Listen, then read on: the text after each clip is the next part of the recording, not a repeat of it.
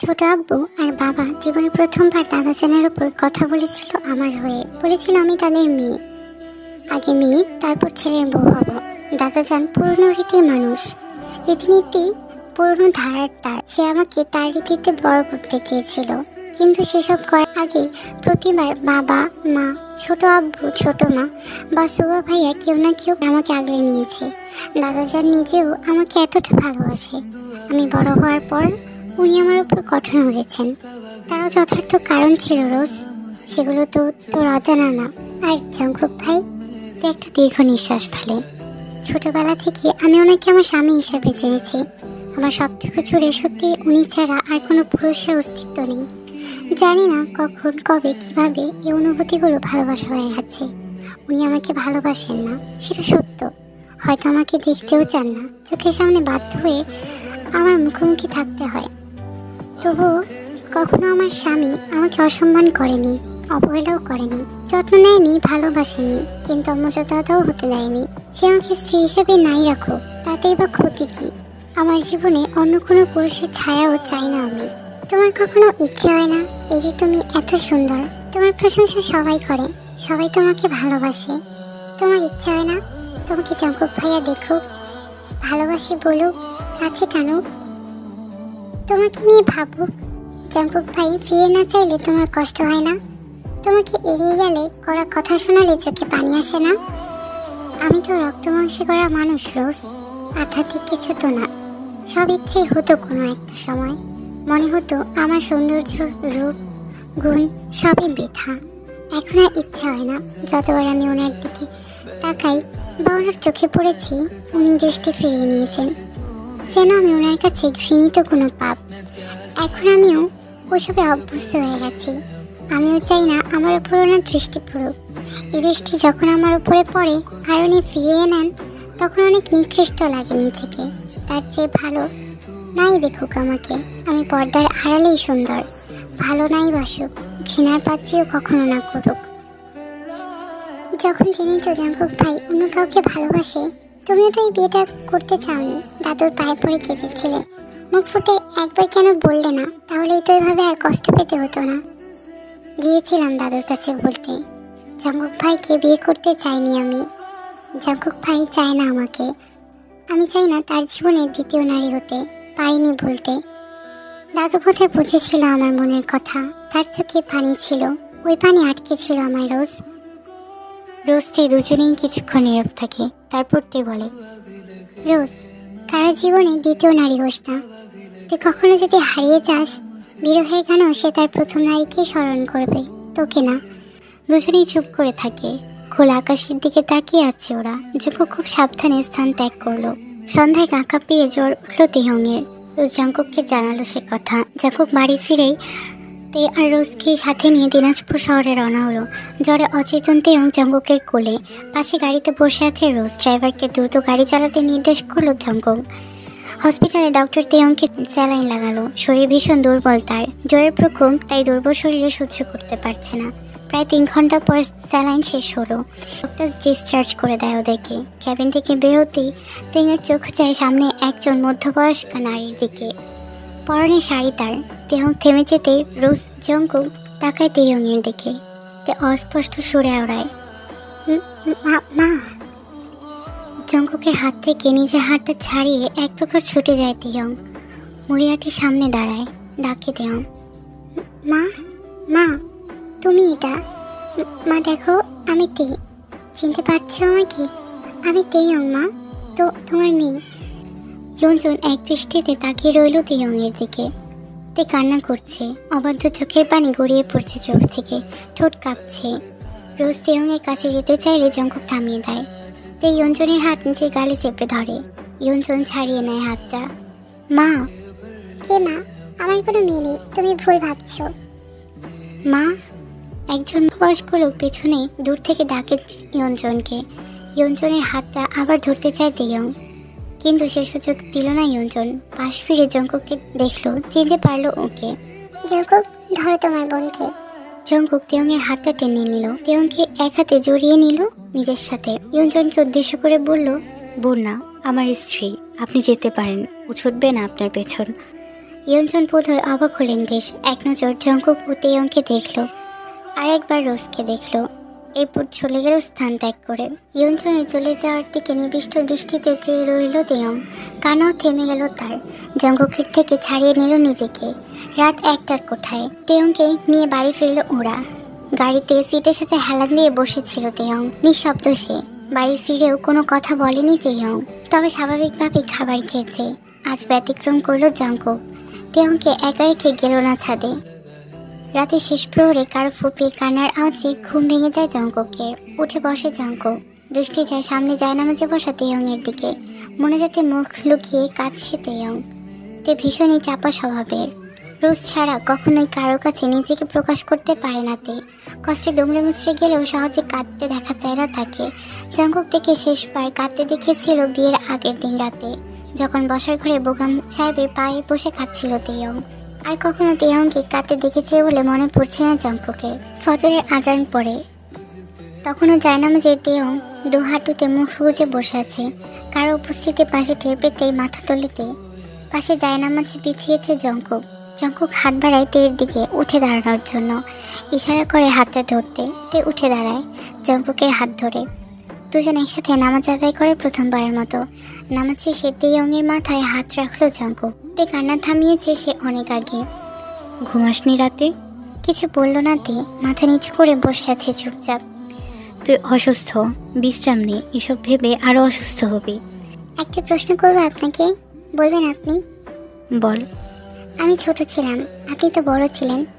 আপনার নিশ্চয়ই মনে আছে, মা যখন এই বাড়ি ছেড়েছিল, দাদা চান আমাকে বাবার ঘরে আটকে রেখেছিল, যেতে দেয়নি মায়ের সাথে। আপনি তো তখন বাড়িতে ছিলেন। মা আমাকে ছেড়ে মামার সাথে যাওয়ার সময় একবারও কি কেঁদেছিল?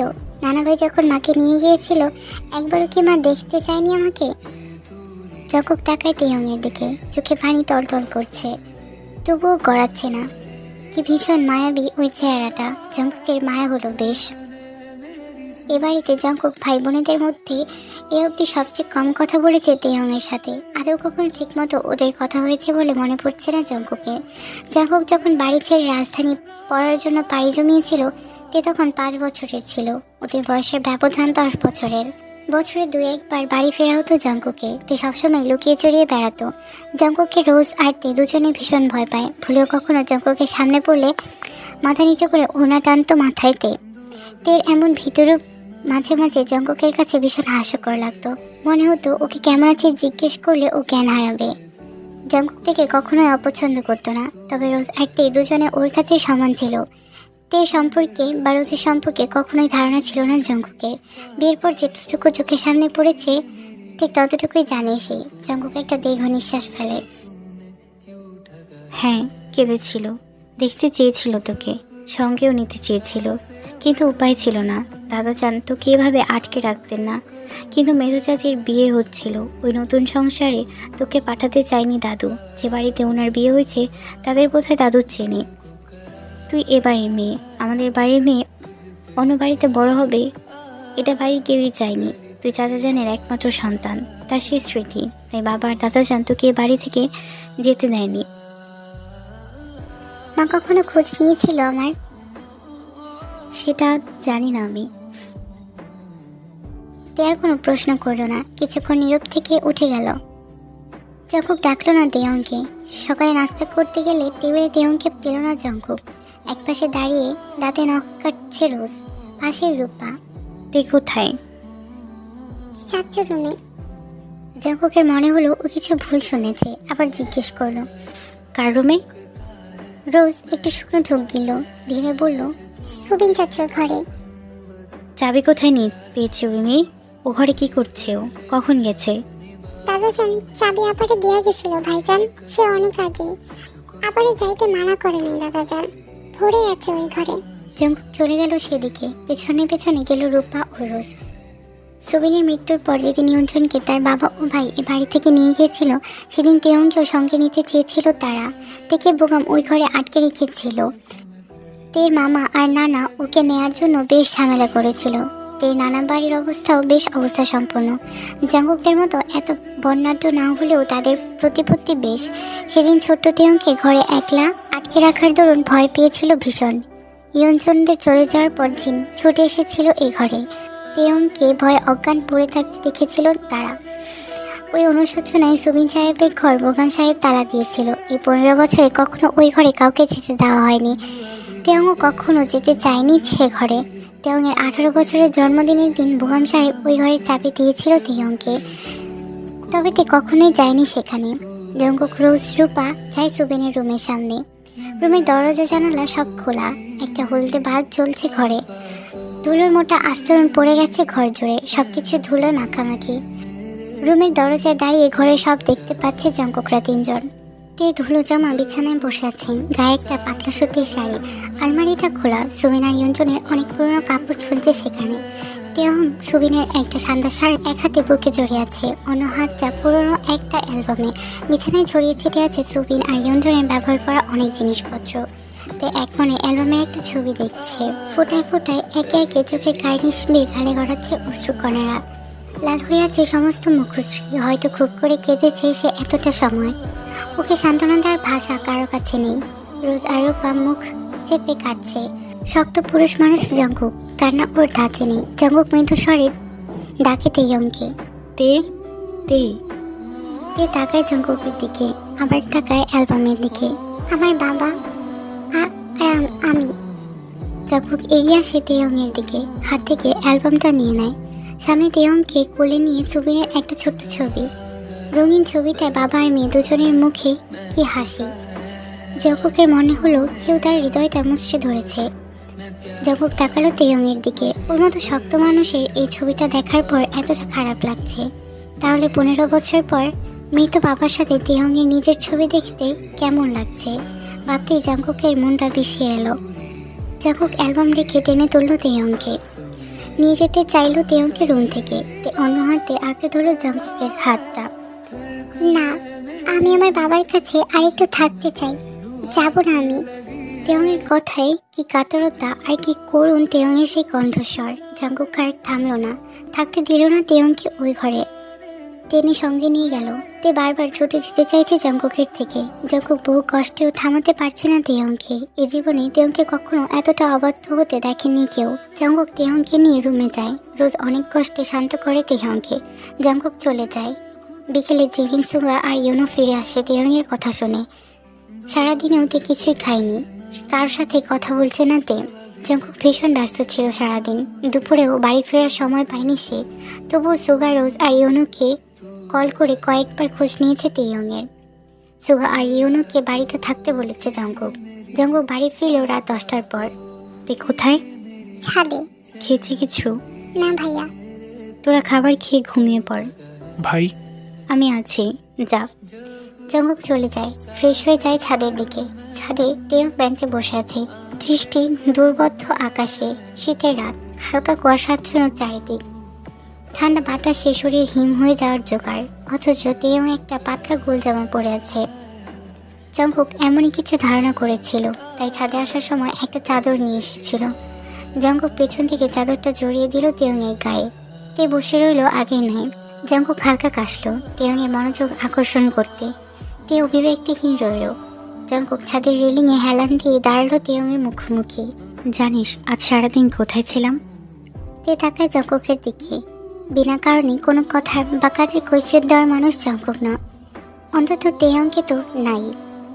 তোর নানা ভাইয়ের সাথে। উনি শয্যাশায়িত, দেখতে চেয়েছেন তোকে।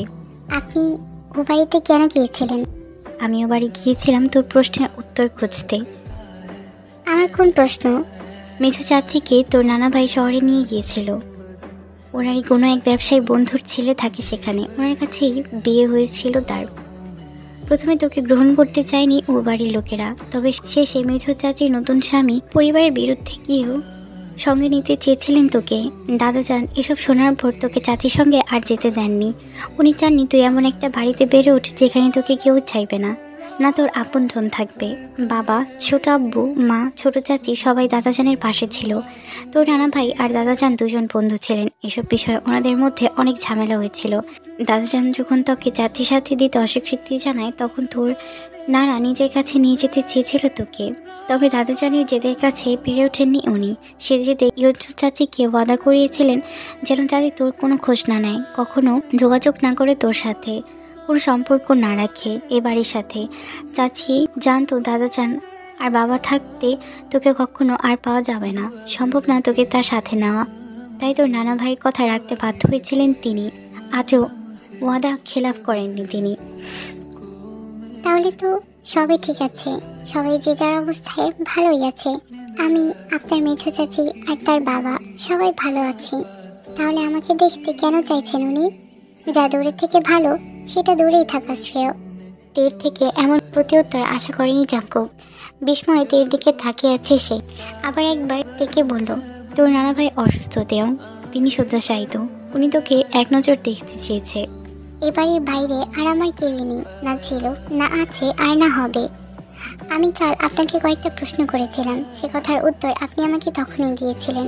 আর কোনো প্রশ্ন করেছি বলে আমার মনে পড়ছে না। আমার কোনো প্রশ্ন নেই যে প্রশ্নের উত্তর খুঁজতে আমি আপনাকে কোথাও পাঠাবো আর আপনাকে যেতে হবে, বা আমার কোনো নতুন আত্মীয়র খোঁজ করা দরকার ছিল আপনার, বা তাদের বাড়ি যাওয়ার দরকার ছিল।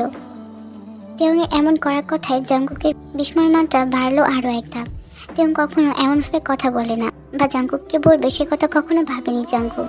তেইয়ং, আপনি তো বলেছিলেন আপনি আপনার জীবনে একজনকে ভালোবেসেছিলেন, আর দ্বিতীয় কারোর স্থান নেই সেখানে। আপনি আমাকে স্ত্রী হিসেবে মানেন না। না, আমি স্ত্রীর কোনো অধিকার কখনো চাই আপনার কাছে। আপনি কথা রেখেছেন, আমিও চাইনি আর চাইও না। আপনার জন্য জীবনে একটা বিয়ে করা দরকার ছিল। আপনি তো এমন স্ত্রী চেয়েছিলেন যার উপর আপনার সব কথা খাটতো, যে আপনার জীবনে কর্তৃত্ব ফলাতো না, আপনার প্রথম প্রেমিকার স্থান চাইতো না। আমিও তার জন্য উপযুক্ত একজন ছিলাম আপনার চোখে। এই জন্যই তো আমাকে বিয়ে করেছিলেন আপনি। নয়তো জীবন চঙ্কক শুধু দাদাজানের কথা আর বড় বাবার কথায় আমাকে বিয়ে করে নিয়েছিল। আমার সাথে তো জীবন চঙ্কক কখনো চাচাতো ভাই হিসেবেও কথা বলতে আসেনি। বিয়ে তো অনেক দূরের কথা ছিল। দাদাজানের কথা তো আমিও অমান্য করতে পারতাম, চোখের পানির দাম দিতে পারতাম না কখনো। তাহলে 2 দিন যাবৎ আমার মতো খেলনা পুতুলের ওপর হঠাৎ জীবন সাহেবের এত উদারতা বা দয়া কেন? যে দয়া 18 মাসে হয়নি, যে দয়া গত 20 বছরে হয়নি। আমি তার তথাকথিত স্বীকৃত স্ত্রী, তাছাড়াও তার চাচার একমাত্র সন্তান। এই কথা তো তার গত 17 বছরেও মনে ছিল না বোধ হয়। তাহলে এখন হঠাৎ করে সব কিছু মনে পড়ছে কেন? জ্বর তো 18 মাসে আরও হয়েছে, অসুস্থ তো আরও হয়েছে, চোখে তো পানি আগেও ছিল। আপনার চোখে তো আগেও পড়েছে এসব। আগে তো কখনো দয়া হয়নি আপনার। যা যেভাবে আছে থাকুক না, চাইনি তো কিছুই আমি। আর আমি চাইলেই বা দিতে হবে কেন? আমি কে আপনার? আমি আপনাকে সম্মান করি, এটা এ অবধি রাখতে চাইছি। জাঙ্কুক বাকরুদ্ধ হয়ে দাঁড়িয়ে রইল তেউংয়ের সামনে। তেউং এতগুলো প্রশ্ন আর এতগুলো অভিযোগ সবগুলো শুনল জাঙ্কুক। তেউং সবটুকু মিথ্যে বলেনি, আবার সবটুকু যে সত্যি তাও না। জাঙ্কুক উত্তর করতে পারল না। তেউংয়ের চোখে নেই এক ফোঁটা অশ্রু, অদ্ভুত অভিমান, না রাগ না জেদ, বুঝতে পারল না জাঙ্কুক। সে চোখে চেয়ে রইল কিয়ৎক্ষণ। তে দাঁড়ালো না আর, চলে গেল ছাদ থেকে। একবারও পিছনে ফিরে দেখল না। জাঙ্কুকের আদান চাদরটাও ফেলে গেল ছাদের বেঞ্চে। জাঙ্কুক দাঁড়িয়ে রইল রেলিং ধরে। পাশে এসে দাঁড়ালো সুগা আর ইয়োনো। ভাই, তেইয়ং যা বলেছে তোরাও কি এসব ভাবিস? সুগা একটু অবাক হয়। রোজিমিন, সুগা, ইয়োনো ওরা কেউই ঘুমায়নি। তেউংয়ের চিন্তায় জাঙ্কুকের পরপরই ওরা 4 জন এসেছিল ছাদে। দরজা থেকে সবটুকু শুনেছে ওরা। জিমিন আর রোজ তেউংয়ের কাছে গেছে। না, কিন্তু ও তো ভুল বলেনি। আমি সত্যি ওকে এজন্যই বিয়ে করেছিলাম। দাদাজানের পর এ বাড়িতে আর এই গ্রামের তার দায়িত্ব আমাকে দেওয়া হবে। আমাকে বিয়ে করতে হতো। তেমন কখনো আমার উপরে যাওয়ার মেয়ে না, বা বাড়াবাড়ি করার স্বভাব ওর নেই। ও আমার উপর কর্তৃত্ব ফলাবে না। ওকে দাদাজান মানুষ করেছিল, এই জন্যই আমি ওকে বিয়ে করতে রাজি হয়েছিলাম। জঙ্কুক ভাই, তুমি কি এখনো লিসাকে ভালোবাসো? না, তোমার আর লিসার কথা বাড়িতে আমি জানিয়েছিলাম। জানি আমি। তুমি আমার উপর কখনো রাগ করোনি যে? রাগ হয়েছিল, তবে আমি জানতাম লিসা ভালো না এবং দাদা চান আর আমার বন্ধু কাই সেটা জানিয়েছিল আমাকে। সবটা যখন জানো তাহলে ভাবিকে মেনে নিচ্ছ না কেন? চেষ্টা করেছি, পারিনি। ওকে কখনো সেভাবে আমি ভাবতেই পারিনি। তুমি মানিয়ে নেওয়ার চেষ্টা করেছো ভাইয়া, মেনে নেওয়ার না। জঙ্কুক ভাই, তুমি কি কখনো খেয়াল করেছো তিয়াপু কতটা বদলে গেছে, আরো বদলে যাচ্ছে? দেখতে পাচ্ছি। জঙ্কুক ভাই, তুমি জানো তিয়াপু তোমাকে সেই ছোট্ট থেকে ভালোবাসে, ভীষণ ভালোবাসে তোমাকে। ওর বদলে যাওয়া দেখতে আমার ভীষণ ভয় হয় জঙ্কুক ভাই। তুমি না কখনো ওকে অবহেলায় হারিয়ে ফেলো। তে যদি কখনো দাদা যান বা বড় আব্বুকে একবার মুখ ফুটে বলে সে তোমার সাথে থাকতে চায় না, তুমি চাইলেও তখন কিছু করতে পারবে না ভাই। এটা 2025 সাল, 1900 নয়। আর তিয়াপুর মতো রূপকথায় রানীকে চাইবে না এমন পুরুষ পাবে না তুমি। তোমার অবজ্ঞা আর অবহেলায় যদি কখনো ওর ইচ্ছে হয় ভালো থাকার, সুখে থাকার, তুমি পারবে তখন তাকে আটকে রাখতে? তুমি বোধ হয় তিয়ংকে এখনো চিনতে পারোনি ভাই। তিয়ং আমার ভাবি হওয়ার আগে আমার ছোট বোন। আমার চোখের সামনে ওর বেড়ে ওঠা। তুমি ওর জেদ দেখনি কখনো। তেয়াপু অনেক ভালো, তবে সে যে কখনো তার চিরাচরিত রূপের বাইরে যাবে না বা সবসময় এমনই থাকবে তা তো নাও হতে পারে ভাই। এতগুলো দিনেও কখনো তুমি তিয়ংকে নিয়ে ভাবনি বা ওর প্রতি মুগ্ধ হওনি, এটা কি সম্ভব ভাই? তিয়াপুকে কখনো হারালে তুমি এ জীবনে কখনো আর কারো কাছে এতটা সম্মান, শ্রদ্ধা আর ভালোবাসা পাবে না। ও কখনো তোমাকে ছেড়ে চলে গেলে আর ফিরবে না কখনো। ওর ধৈর্য আর সহ্যর সীমা অনেক বেশি, সেটা ভাঙলে আর অবশিষ্ট বলতে কিছুই থাকবে না। জঙ্গম সে রাতটা ছাদেই কাটালো। সুগা আর ইউনো সব কথা ওকে বেশ ভাবতে বাধ্য করলো। প্রথমবার বোধ হয় তেয়ংকে নিয়ে এত বেশি ভাবলো জঙ্গম। জঙ্গকের প্রতি তের অভিযোগ আকাশচুম্বী, অথচ তের প্রতি জঙ্গকের অভিযোগ করার মতো কিছুই খুঁজে পেল না সে। এ প্রথম তেকে হারিয়ে ফেলার শূন্যতা ভাবালো জঙ্গককে। পরদিন জঙ্গক রোজকার মতোই কাজে ফিরল, তবে মন বসলো না কোথাও। অগত্যা দুপুরের আগেই বাড়ি ফিরল জঙ্গক।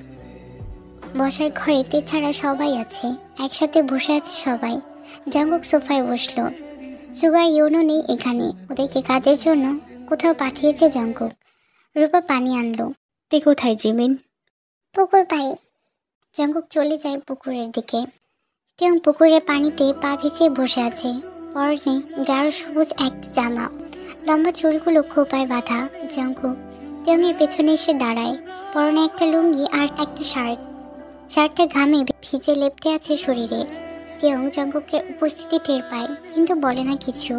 জঙ্গক তেউঙের পেছনে বসে। তেউং উঠে চলে যেতে চায়, জঙ্গক যেতে দেয় না তেউংকে, টেনে বসিয়ে দেয় আবার। তেউঙের দুপাশে পা রেখে আটকে ফেলে তেউংকে। কি সমস্যা? আপনি ছাড়ুন। না, পারবো না। কি করছেন আপনি? বউকে সামনে নিয়ে বসে আছি, দেখতে পাচ্ছিস না? না। কয়েকদিন যাবৎ জ্বালাচ্ছিস ভীষণতে, কথা শুনছিস না। কি? নড়বি না, চুপচাপ বস। ক্লান্ত লাগছে, বসবো একটু। আমি চলে যাব। তের কথা শেষ হওয়ার আগেই জঙ্কুক তেউংকে আষ্টে পিষ্টে চেপে ধরলো নিজের সাথে। তের পিঠ ঠেকলো জঙ্কুকের বুকে। জঙ্কুকের হাত তের পিঠ জড়িয়ে আছে, অন্য হাতে তেউংয়ের দুই হাত আটকে রেখেছে জঙ্কুক। কোথায় যাবি? ঘরে। যাওয়া যাবে না। কি হয়েছে আপনার? কোথায় কি হয়েছে? আমি বলেছি আমার কিছু হয়েছে? তে কিছু বলে না। জঙ্কুকের হার্টবিট প্রচুর ফাস্ট, স্পষ্ট অনুভব করতে পারছে তে। ওর ছোট্ট দেহটা আষ্টে পিষ্টে লিপ্টে আছে জঙ্কুকের সাথে। এবার তেরও অদ্ভুত লাগছে ভীষণ। জঙ্কুক তের কাঁধে থুতনি ঠেকায়।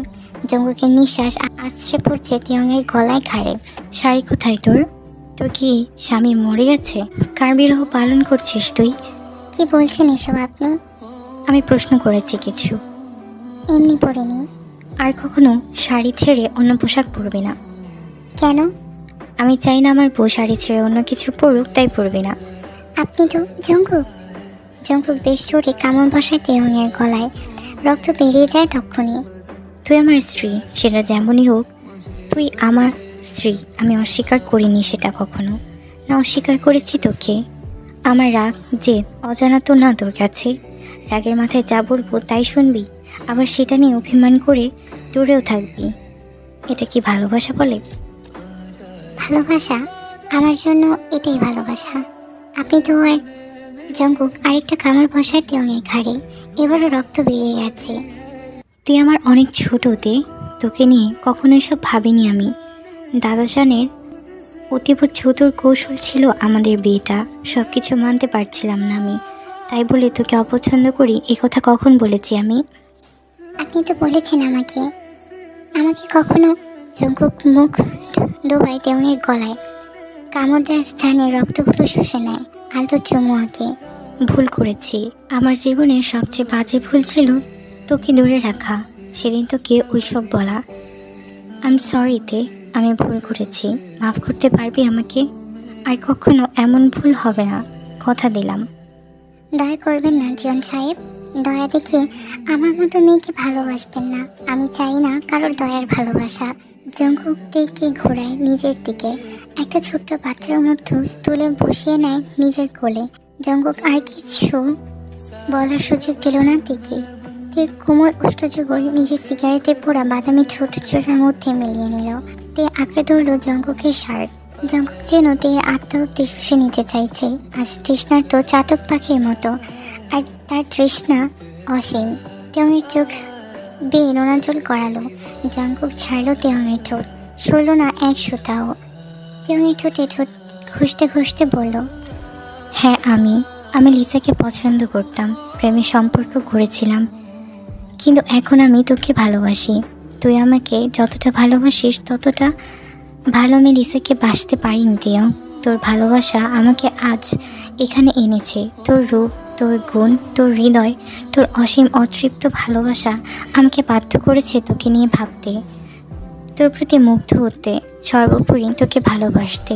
দয়া করে কাউকে ভালোবাসা যায় না তে, তোকে আমি ভালোবেসে ফেলেছি তাই ভালোবেসেছি, তোকে আমি ভালোবাসি তাই ভালোবাসি, তোকে আমি ভালোবাসি পাওয়ার লোভে ভালোবাসি, তোর ভালোবাসার লোভে আমি তোকে ভালোবাসি, তোর প্রতি মুগ্ধতায় তোকে আমি ভালোবাসি, আমি তোকে ভালোবেসে ফেলেছি তেয়ং। তে জঙ্কুকের গলা জড়িয়ে ধরে কাঁদছে। জঙ্কুক তেয়ংকে জড়িয়ে ধরে, আলতো হাতে তেয়ংয়ের পিঠে হাত বোলালো। ফেলে আসা সময়গুলো আমি তোকে কখনো ফিরিয়ে দিতে পারবো না তে, কিন্তু আমি আমাদের সম্পর্কটা সুন্দর করতে চাই, বাকি জীবনটা তোর সাথে কাটিয়ে দিতে চাই। শেষ বয়সেও এমনভাবেই ভালোবাসবে আমাকে, একটা সুন্দর সংসার, একটা সুন্দর স্মৃতি নিয়ে শেষ বয়সটা একসাথে কাটাবি আমার সাথে। ভালোবাসবো। জঙ্কুকদের গালে, কপালে, নাকে, সারা চেহারা অসংখ্য চুমু বসায়। সেদিন শহরে গিয়েছিলাম কাজের জন্য, আরও এক রাত পরে ফেরার কথা ছিল আমার। সন্ধ্যায় কাজ শেষে হোটেলের লবিতে হঠাৎ লিসার সাথে দেখা হয়ে যায় আমার। ওর কৃতকর্মের জন্য মাফ চাইছিল আমার কাছে, আবার আমার জীবনে ফেরত আসতে চাইছিল। ওকে যখন আমি বারবার ফিরিয়ে দিচ্ছিলাম, ও হঠাৎই আমাকে জড়িয়ে ধরেছিল। তখন আমার তোর কথা ভীষণ মনে পড়েছিল তে, মেয়ে বলে ওর গায়ে হাত তুলতে পারিনি আমি জানি না তখন কেন সব ছেড়ে শুধু তোর কথাই আমার বারবার মনে হচ্ছিল, কেন শুধু তুই আর তোর চেহারা, তোর চোখের পানি, আরও এত এত কিছু আমার মনে পড়ছিল। সব কিছুর পরেও তোর কখনো রাগ না করা, অল্পতে লজ্জায় নতজানো হওয়া, তোর শাড়ি, চুড়ি, নূপুর, মাথায় তোলা ঘুমটা আর সব কিছু মনে পড়ছিল। অশান্তিতে সে রাতে তখনই বাড়ি ফেলেছিলাম আমি। তারপর একে একে কয়েকদিন এত কিছু হয়ে গেল। কাল থেকে আমার অশান্ত হৃদয়টা আরও অশান্ত লাগছে যখন তুই ওসব বললি আমাকে। আর প্রথমবারের মতো মনে হলো তুই যদি কখনো আমাকে ছেড়ে যেতে চাস, আর যদি কখনো আমাকে ভালো না বাসিস। আপনাকে ভালোবাসা ছাড়া আমার জন্য নিঃশ্বাস নেওয়াও দায় জিয়ন সাহেব। যেদিন আমার হৃদয়ে আর স্পন্দন হবে না, আর আমি পৃথিবী ছেড়ে চলে যাব, তখনও শেষ মুহূর্তটাও আপনাকেই ভালোবাসব। জঙ্কুক তাকায় তেয়ংয়ের চোখে, শব্দ করে একটা চুমু খায় তের ঠোঁটে। অনেক কাজ ফেলে তোর যন্ত্রণায় বাড়ি ফিরে এসেছি এক্ষুনি, যেতে হবে আমাকে, রাতে ফিরবো, তৈরি থাকিস। তৈরি থাকবো? কেন? কোথা যাবো এত রাতে? সুখে ভাসতে যাব। জানিস সুখী কিভাবে ভাসে? না। জঙ্কুক একটা বাঁকা হাসি দেয়। আমি আছি, জানিয়ে দেব। তে বুঝলো জঙ্কুকের হাসির কারণ ওর উল্টো পাল্টা কথার প্যাচ। তে তৎক্ষণাৎ উঠে গেল জঙ্কুকের কোল থেকে, দৌড়ে পালালো এক প্রকার। জঙ্কুক হেসে উঠে দাঁড়ালো, সিগারেট জ্বালালো, বেরিয়ে চলে গেল বাড়ি থেকে। ফিরল রাত 11টায়। বাড়ির সবাই ঘুমিয়ে পড়েছে এতক্ষণে। জঙ্কুক সোজা চলে গেল নিজেদের রুমে। দরজা চাপানো ছিল। দরজা খুলে জঙ্কুক রুমের কোথাও পেরো না তিয়াংকে। জঙ্কুক জানে তে কোথায় থাকতে পারে। মৃদু হাসলো জঙ্কুক, দরজা লাগিয়ে বেলকনিতে চলে গেল। একটা মেরুন রঙের পাতলা শাড়ি তিয়াংয়ের পরনে। ফিনফিনে শাড়ির ভিতরে তিয়াংয়ের অবয়ব স্পষ্টতই বোঝা যাচ্ছে। হাত ভর্তি কাচের ছুরি, খোলা চুলগুলো হাঁটু ছুঁয়ে ছুঁয়ে, বাতাসে উঠছে শাড়ির আঁচল। জঙ্কুক পেছন থেকে জড়িয়ে ধরল তিয়াংকে। তিয়াংয়ের গলায় মুখ গুজে জোরে জোরে নিঃশ্বাস টানলো। তে জঙ্কুক সামনে ঘোরায় তিয়াংকে, কপালে কপাল ঠেকায়। দুজনের স্পন্দন শুনতে পাচ্ছে। শীতের রাত, ঠান্ডা বাতাস আর টেকুকের অবাধ্য ভালোবাসা, কেমন মহাচ্ছন্ন সব কিছু। 2 দিন পর বাড়ির বড়রা সবাই ফিরে আসে। ততদিনে বদলে গেছে অনেক চিত্র। জঙ্কুক থেকে রাজি করায় তার নানা ভাইয়ের সাথে দেখা করার জন্য। অতি প্রিয় বন্ধুর এমন শয্যাশায়ী শেষ দিনের খবর শুনে বুগাম সাহেবও আবেগী হলেন ভীষণ। অবশেষে প্রায় 17 বছরের সমস্ত দূরত্ব মিটল 2 বন্ধুর। আর মা মেয়ের সাক্ষাৎ হলো। ইয়ঞ্চন তে কান্নায় সেদিন ভেঙে পড়েছিল। সেদিন তাদের কান্নায় কেঁদেছিল 2 পরিবারের সবাই। ইয়ঞ্চনের নতুন স্বামী ও 2 সন্তান, তাদের সাথেও পরিচয় হয়েছিল তিয়াংয়ের। ওরা প্রায় সমবয়সী। বোগাম সাহেব আর গঙ্গীয় সাহেবের বন্ধুত্ব আরও মজবুত হয়। আরও একবার তারা আত্মীয় হন।